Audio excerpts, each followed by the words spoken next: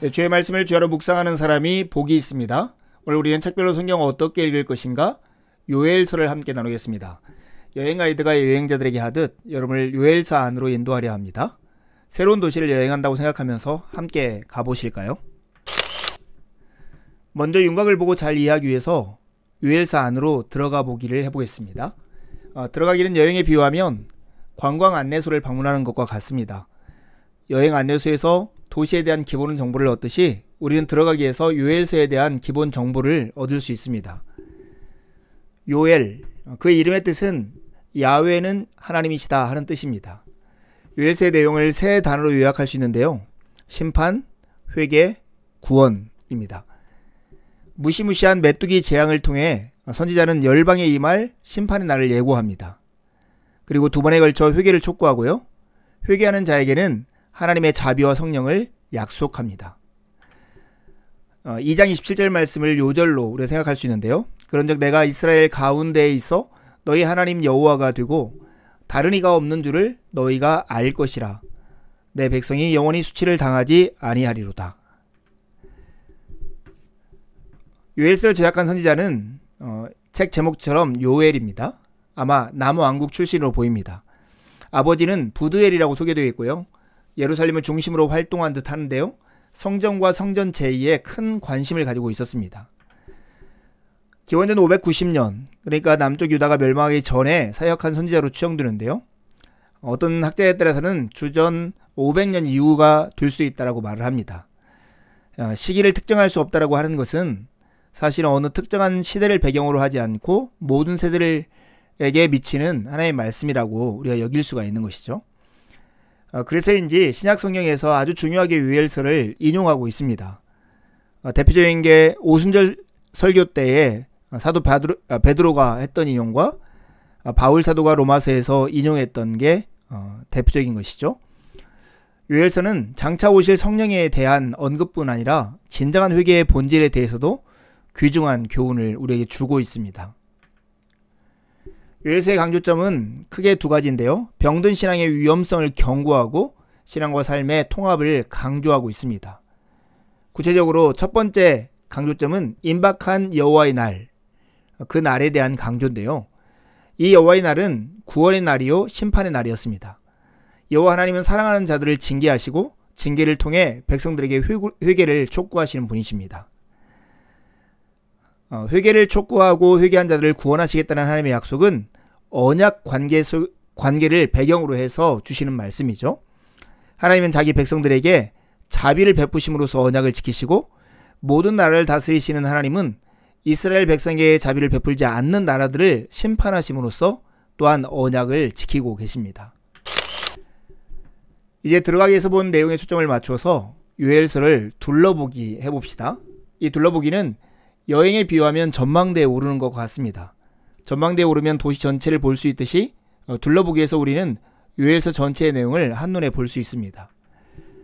요엘서는 하나님의 심판과 하나님의 구원이라고 하는 큰 두 가지 테마를 가지고 있습니다. 이 사이에는 회개가 있었겠죠. 그래서 1장 1절부터 2장 17절 사이에 하나님의 심판은 하나님의 심판 경고와 회개 요청, 심판 경고와 회개 요청이 반복됩니다. 이때 하나님의 심판 경고로 나타나는 심상이 바로 메뚜기입니다. 메뚜기 때 재앙은 하나님의 군대의 침입으로 비유가 되죠. 여호와 하나님이 선두에서 이끄시는 군대에 비유되고 기원전 598년에 유다를 침공한 바벨론 군대를 가리키는 일종의 상징과 같은 것이 메뚜기 때 재앙입니다. 이 재앙을 소개하고 회개를 요청하고 침략한 하나님의 군대를 소개하고 회개를 요청한 내용이 일부라면 2부에 가면 회개하고 돌아온 자들에게 하나님께서 베푸실 구원에 대해서 소개하는데요. 풍년을 약속하고 성령을 약속하고 민족들에 대한 마지막 심판을 약속하고 하나님의 백성이 받을 미래의 복을 약속하는 내용이 2장 18절부터 마지막까지 나와 있습니다. 이제 들어가기 위해서 본 강조점에 초점을 맞추어서 요엘서에서 몇 가지 내용을 주목해 보려 합니다. 이 주목하기는 여행에 비유하면 박물관을 가는 것과 같습니다. 여러분 박물관에 가면 도시의 역사와 문화, 나아가 그 도시가 중요하게 생각하는 것이 무엇인지를 엿볼 수 있잖아요. 우리는 주목하기 위해서 요엘서의 역사문화적 배경이나 주목해야 할 신학적 특징들을 살펴볼 수가 있습니다. 여러분 요엘서에는 없는 게 두 가지가 있어요. 한 가지는 죄에 대한 언급이고요. 다른 하나는 요엘서가 어떤 역사적 배경으로 쓰여졌는지 하는 역사적 배경이 없습니다. 참 이상하지 않습니까? 회개를 매우 많이 말을 하지만 죄에 대해서는 언급이 없는 거예요. 회개에 대한 요청이 중심적인 위치를 차지하는 책에서 재난에 상응하는 죄악에 대한 언급이 거의 없는 것입니다. 선지자는 자신들이 하나님과의 언약을 어긴 부분이 어디인지 백성들이 이미 알고 있음을 전제하고 있는 것 같아요. 그래서 죄에 대한 언급이 없는 것이죠. 두 번째, 역사적 배경도 없는데요. 날짜나 확인 가능한 역사적 내용이 서술되어 있지 않습니다. 북편 군대는 메뚜기 떼를 가리킬 가능성도 있지만 무서운 군대가 북쪽에서 침입해온 유명한 사건을 은유적으로 가리킬 가능성도 있습니다. 아무튼 날짜나 확인 가능한 역사적 내용이 없다라고 하는 것은 이 요엘서의 말씀이 시대를 통틀어서 시대를 초월해서 우리에게 주시는 하나님의 말씀이라고 우리가 여길 수 있습니다. 두 번째 주목할 것은 요엘서의 매우 중요한 특징인 주님의 날입니다. 이 주님의 날은 심판의 날이라는 부정적인 의미도 있고 구원의 날이라고 하는 긍정적인 의미도 있습니다. 요엘서 2장 31절에 보면 여호와의 크고 두려운 날이 이르기 전에 해가 어두워지고 달이 핏빛같이 변하려니와 누구든지 여호와의 이름을 부르는 자는 구원을 얻으리니 이렇게 말씀하십니다. 그런데 이 주님의 날, 주의 날, 이 말을 선지자들마다 조금씩 다른 강조점을 가지고 우리에게 쓰는 것을 우리가 비교해보면 참 유익합니다. 공의를 외쳤던 아모스 선지자는 이 주의 날을 심판의 날이라고 강조합니다. 이스라엘의 언약적 불순종 때문에 하나님이 심판하시는 날이 주님의 날이었던 것이죠. 반면 이사야나 예레미야 선지자들, 이 선지자들은 범죄한 자들에 대한 심판의 날뿐만 아니라 남은 자들에 대한 구원의 날을 주님의 날이라고 강조하며 사용했습니다. 그러면 요엘 선지자는 어땠을까요? 요엘 선지자는 메뚜기 떼 재앙은 주의 날이 심판의 날로 인식하게끔 하지만 심판은 열방에 대한 종말론적인 대심판의 날과 하나님의 백성들이 궁극적으로 회복되었던 때에 완성될 것이라는 걸 강조해요. 그러니 이스라엘 백성들의 심판뿐만 아니라 이스라엘을 괴롭게 한 열방에 대한 심판, 그리고 하나님의 백성의 회복과 구원을 말하는 것이 바로 요엘 선지자의 주님의 날이라는 개념이죠. 세 번째 우리가 주목할 것은 요엘서의 전제예요. 왜 회개한 사람을 용서하고 회복하고 구원하실까요? 그것은 하나님과 이스라엘 백성 사이의 언약 관계 때문입니다. 언약이라는 것은 하나님과 이스라엘 백성들 간에 독점적이고 배타적이고 절대적인 관계 맺음, 이것을 언약이라고 합니다. 그림 언어로 표현하자면 결혼한 것과 비슷한 것이죠. 그래서 심판을 받을 만한 잘못하는 이스라엘 백성들이 회개를 하면 구원하시는 맥락이 연결되는 것이죠. 심판에서도 이 언약 개념이 그대로 나타나요. 메뚜기 재앙과 가뭄은 언약적 불순종에 대한 저주의 일부예요. 그게 바로 신명기에 나와 있는 내용이죠.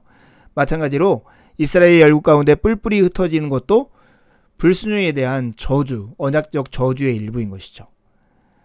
심판뿐만 아니라 구원에 있어서도 이런 언약 관계가 전제되는데요. 너희는 옷을 찢지 말고 마음을 찢으라는 이 경고와 미래에 대한 회복의 통로로서 회개가 요청되는 것 역시 참으로 언약적인 개념인 것이죠. 그래서 우리는 요엘서를 읽을 때 회개가 얼마나 중요한가를 깨달아야 하는데요. 특별히 그 회개가 무엇인가를 알아야 돼요. 회개는 종교적인 외적 행위가 아닙니다. 그것은 인간 내면의 변화, 곧 인간 존재의 근본적인 변화를 수반하는 것입니다. 그래서 너희는 옷을 찢지 말고 마음을 찢으라고 말씀하시는 거죠. 한 걸음 더 나아가면 이렇게 회개했을 때 용서를 하시는 하나님, 그 이유가 무엇일까요? 옷을 찢지 않고 마음을 찢었기 때문에요? 아니요.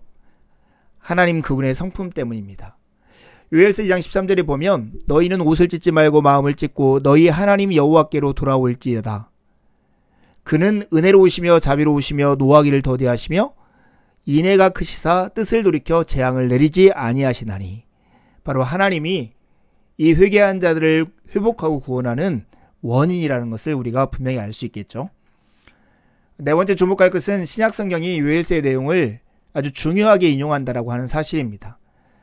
사도들에게 중요한 메시지였다는 것이죠. 오순절 성령 강림 후 사람들이 방언하는 것을 보고 술 취했다고 할 때 베드로 사도가 이것은 요엘의 예언이 실제로 성취된 사건이라고 하는 내용으로 설교를 합니다. 이게 바로 사도행전 2장 14절에서 21절에 나오는 말씀이죠. 여기 직접적으로 요엘 말씀을 인용하는데요. 사도행전 2장 21절에 보면 누구든지 주의 이름을 부르는 자는 구원을 받으리라 이렇게 선언합니다. 사도 바울도 로마서 10장 13절에 요엘서 2장 32절 말씀을 그대로 인용합니다. 누구든지 주의 이름을 부르는 자는 구원을 받으리라. 성경 전체 속에서 요엘의 위치는 어디일까요? 하나님께서 성령을 부어주실 것이라는 예언 외에도 요엘서는 특별히 성경 이야기에 나타난 위대한 주제들에 관심을 갖습니다. 그 주제들은 인간의 죄에 대한 하나님의 심판, 회개의 필요성, 하나님의 자비로운 은혜, 하나님의 이름을 부르는 모든 자들이 구원을 얻는다는 것이죠. 이제 요엘서를 펴고 할 수 있는 대로 반복해서 읽어봅시다. 읽으시면서 배우거나 묵상한 것을 기록해 보시고요. 가까운 누군가와 기록한 것을 서로 나누어 보십시오. 다시 한번 강의를 들으시며 내용을 정리하시고 읽고 묵상한 내용을 가지고 하나님께 나아가 기도를 드리십시오.